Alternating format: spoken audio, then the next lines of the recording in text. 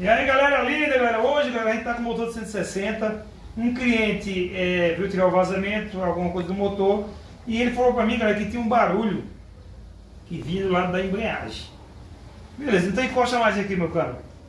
Quando eu vou ver o barulho, galera, do outro lado não deu nenhuma folga, ó. O rolamento não tem folga aqui, ó.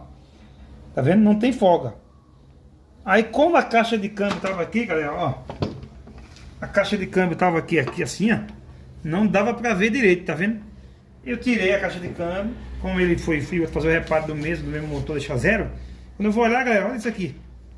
Motor quebrada. Ó, o rolamento, tá vendo aqui, ó? Tá vendo? Quebrado uma parte, galera. Então, galera, isso aqui, às vezes, o rolamento não quebra, não abre folga e dá um barulho. Por isso que, quando vocês vão olhar, a moto de vocês quebra uma vez.